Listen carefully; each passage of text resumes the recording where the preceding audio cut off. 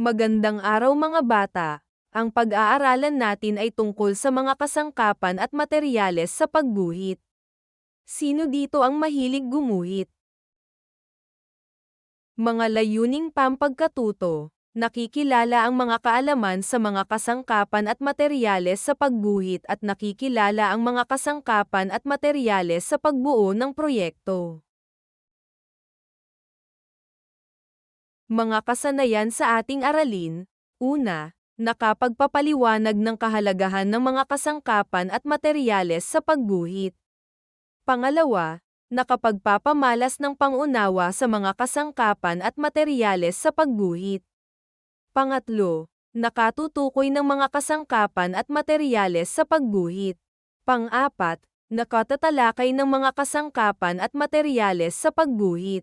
At panghuli, nakapagpapamalas ng kaalaman sa mga kasangkapan at materyales sa pagguhit.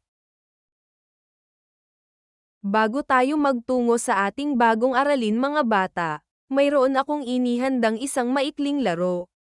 Aayusin nyo ang mga letra upang makabuo ng isa o dalawang salitang tumutukoy sa nasa larawan. Handa na ba kayo mga bata? Para sa unang round, ano ang tinutukoy sa nasa larawan? Mayroon kayong 10 segundo upang sagutin ito.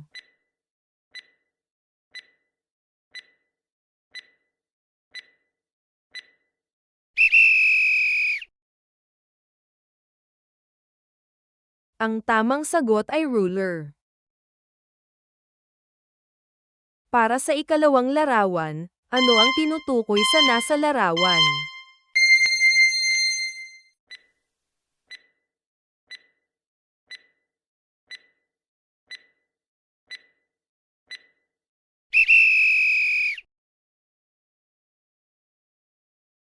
Mahusay, ang nasa larawan ay lapis. Magtungo na tayo sa round 2. Ano ang nasa larawan?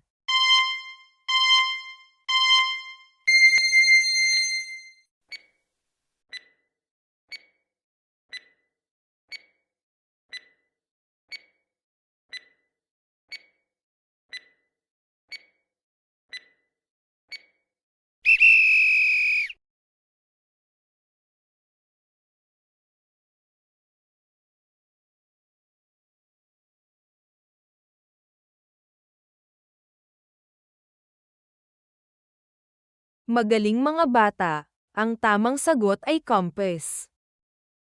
Ano ang nasa larawan?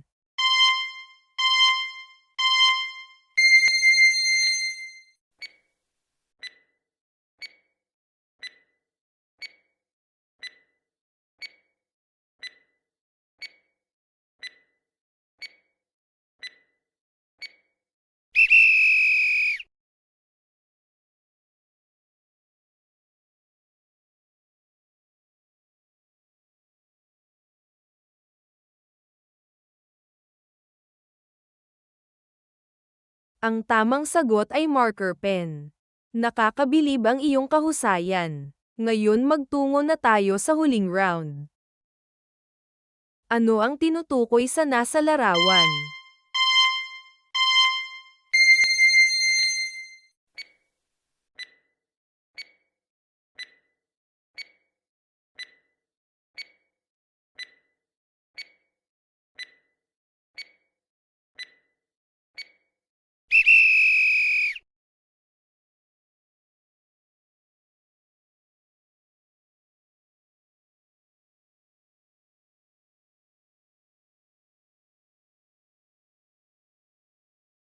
Napakahusay, ang tamang sagot ay drawing paper. Congratulations kids! Ilan ang nakuha mong score? I-comment down below. Ngayon talakayin natin ang mga nasa larawan at kung anong gamit nito sa pagguhit. Bago makagawa ng isang mahusay na teknikal na guhit, kinakailangan natin ng mga kasangkapan at materyales sa mga ito. Ngunit aling mga kasangkapan at materyales ang talagang kinakailangan upang lumikha ng isang mahusay na pagguhit? Ayon sa mga unang arkitekto, Ang unang teknikal na guhit ay ginawa sa pinong buhangin gamit lamang ang isang manipis na patpat. Pagkatapos nito ay naimbento ang lapis, ngunit pinalitan ng tinta ng mga Tsino upang hindi matanggal ang pagguhit. Ang lapis ay ang pangunahing kasangkapan para sa pagguhit kasama ng ruler, compass at T-square. Ang mga nasabing kasangkapan ay nananatiling pangunahing kasangkapan sa pagguhit at hindi nagbabago hanggang ngayon. May iilan lamang na kagamitan sa pagguhit na idinagdag sa paglipas ng panahon na tatalakayin sa araling ito. Ang materyales ay tumutukoy sa mga bagay na nauubos, nagbabago ang anyo, o nagiging bahagi na ng mismong produkto. Kapag tapos na ang ginagawa mo, ang materyales ay hindi mo na pwedeng gamitin muli sa orihinal nitong anyo dahil nakahalo na ito o nagamit na.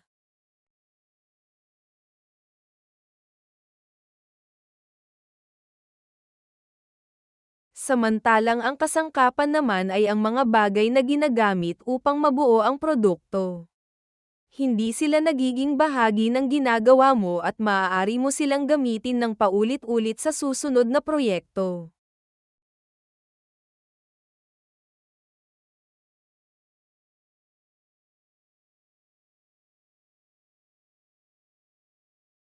Narito ang mga materyales sa pagguhit.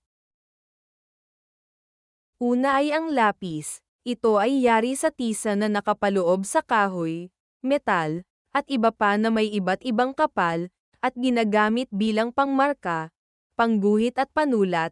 Pangalawa naman ay ang marker pen. Ito ay may permanenteng tinta na nasa ng isang lalagyan na karaniwang gawa sa aluminyo. May iba't ibang kapal ang dulo na pwedeng pagpilian depende sa disenyo ng iyong gagawin. Ang pangatlo ay ang pen. Ito ay may permanenteng tinta na nakapaloob sa metal, plastik, at iba pa, at ginagamit bilang panulat at pangguhit.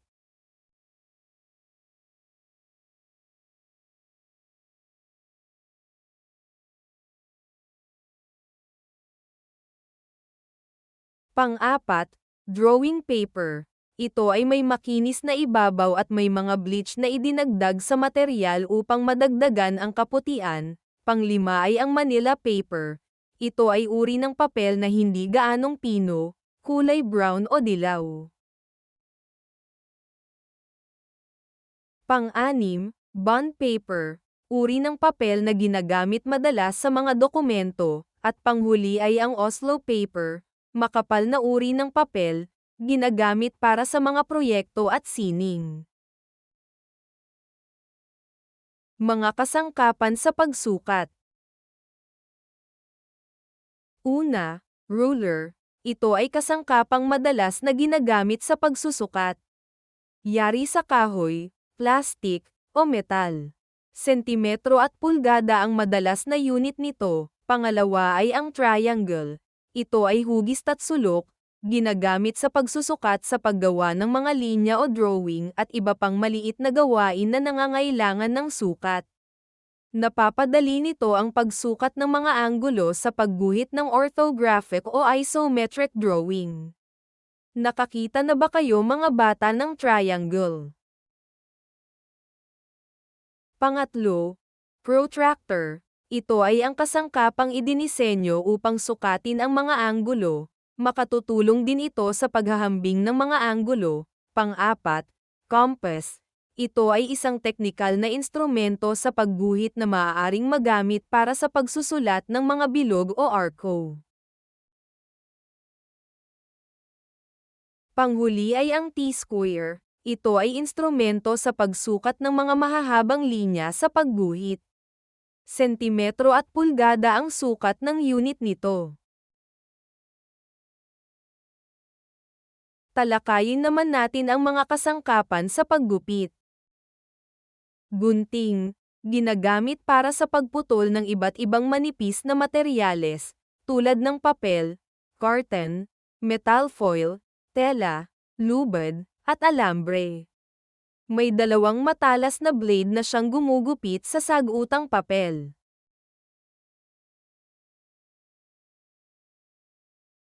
Cutter. May matalas na blade at matulis na dulo na madaling makaputol o makapunit ng sagutang papel.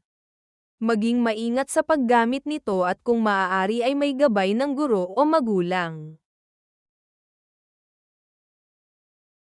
Paper cutter. Isang kasangkapan o kagamitan para sa pagputol o pag-trim ng mga sheet ng papel sa mga kinakailangang sukat. Kinakailangan ng gabay ng guro o magulang sa paggamit nito dahil sa talas ng blade nito na parang espada. Nakakita na ba kayo ng paper cutter mga bata? Mga kasangkapan sa pagbutas. Ang one-hole punch ay lumilikha ng sapat na malalaking butas upang maayos ang mga dokumento na may pasok sa isang binder. Ang two-hole punch naman o kilala rin bilang hole punch o craft punch, ay isang karaniwang kagamitan sa opisina at paaralan. Ang paper punch ay isang tool para sa pagbutas ng mga papel sa maayos na paraan. Ginagamitan ng fastener upang maayos ang pagkakasalansan ng dokumento. Mga materyales sa pagkulay.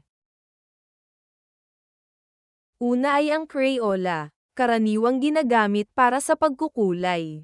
Ito ay isang pigment na pinaghalong wax at langis. Pangalawa, colored pencil, uri ng lapis na may iba't ibang kulay.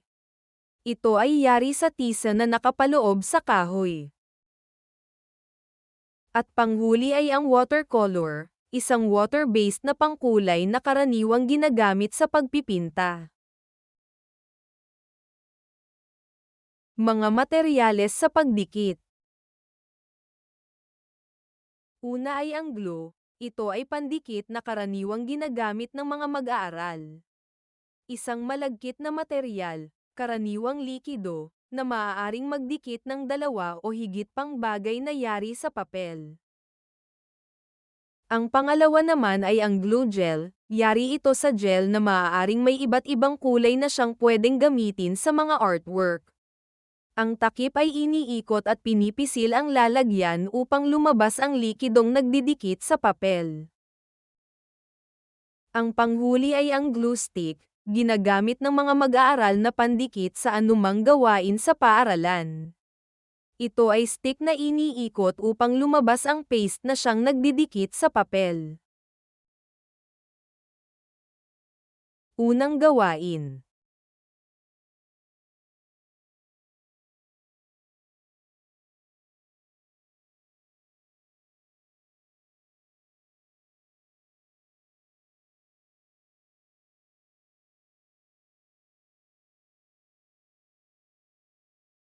Ikalawang gawain.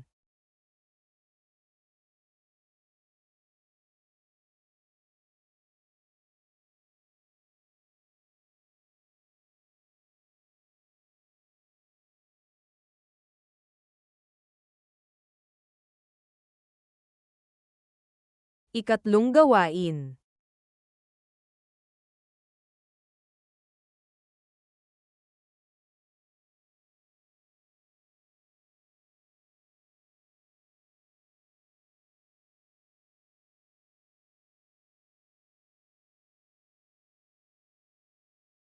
Para sa inyong refleksyon para sa araling ito, sagutan ang mga sumusunod.